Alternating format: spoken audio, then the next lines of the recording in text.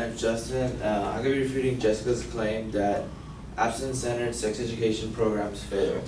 The advocate's three secondary claims are: 1, abstinence-centered sex education programs fail to reach their audience; 2, abstinence-centered sex education programs have inadequate curriculum; and 3, comprehensive sex education is successful. The advocate's first secondary claim is that abstinence-centered sex education programs fail to reach their audience. To support her claim, she states that studies show programs actually scare teens away from using contraceptives. She doesn't give us any specific information on the study she's citing, which weakens her claim due to the fact that we don't know if the source is reliable and if the data is accurate and relevant. She also states that no abstinent-only sex education programs have any evidence of long-term success in delaying intercourse. It's hard to measure the delayed time a teen took to decide to have sex. A better way to evaluate the effectiveness is to look at teen pregnancy rate.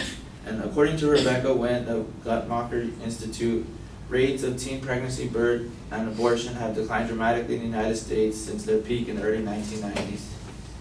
Her secondary claim says abstinence-centered sex education programs have inadequate curriculum.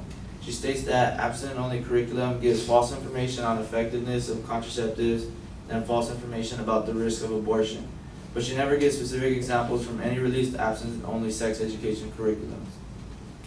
The advocate's third secondary claim is that comprehensive sex education is successful. To support her claim, she says Mississippi does not require schools to have sex education programs, but if a school does choose to have a sex education program, they are abstinence-centered programs. She then goes on to state that Mississippi has the second highest teen pregnancy rate in the U.S. According to the Mississippi First organization, in 2011, Mississippi legislature passed a new sex education law mandating that schools adopt a sex education policy either abstinent plus, which is comprehensive, or abstinence only by June 30th, 2012. And it's going on 3 years now, and since the law is passed, Mississippi still has the second highest teen pregnancy rate in the U.S. There's also flaws in her reasoning because she is making a generalization that since Mississippi's abstinence-only sex education programs aren't successful, the rest of the abstinence-only programs won't be either. According to the advocate's own source, Advocates for Youth, only 10 states made some form of evaluation results of their abstinence-only sex education programs available for review. There's too little data out there for review to determine the impact of abstinence-only sex education programs. She also supports her third secondary claim by saying that New Hampshire requires all schools to have comprehensive sex education programs, and New Hampshire has the lowest teen pregnancy rate. Again, she is describing a small part and making a generalization that since comprehensive sex education works in New Hampshire, it will work everywhere else. An article published by the American Life League in 2010 by Rita Diller says 3.2 million teenage girls between the ages 14 and 19 have one of 4 different STDs, despite millions of tax dollars given to comprehensive sex education by Planned Parenthood.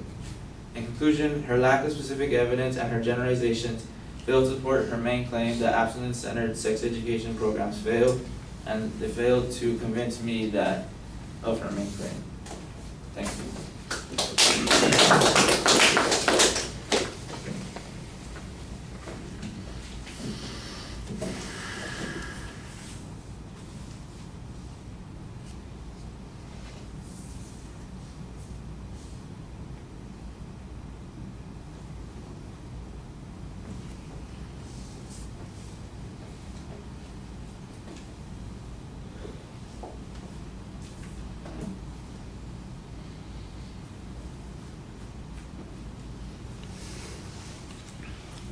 Well, the structural stuff starts out pretty well, but right away I can see that there are issues. There's way too much reading, and you're rushing and not simply explaining what the issues are. You're just reading what you've got down there on the page, and as a consequence, I think you sometimes miss the point of what you were talking about.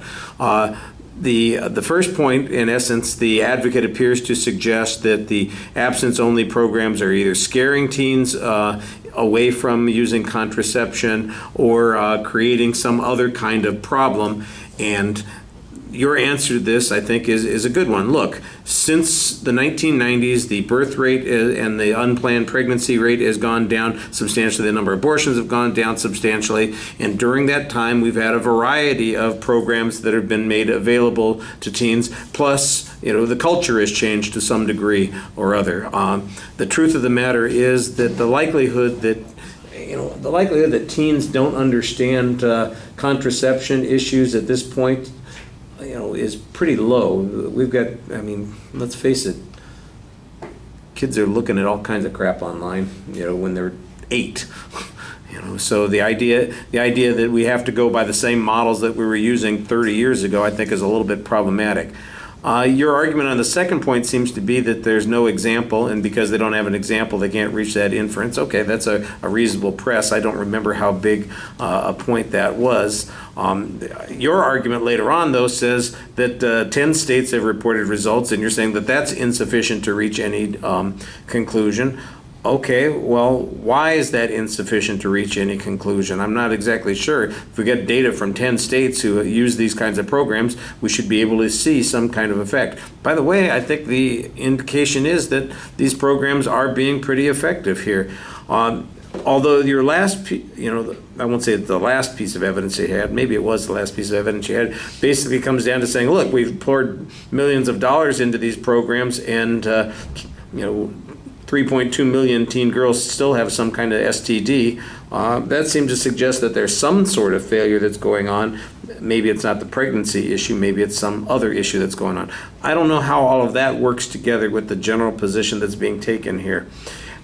Sometimes it just feels like you're kind of automatically taking a position on the issue without thinking about, well, how does this apply to the general argument that's being made? And I think that that's a bit of a problem. All right, thank you.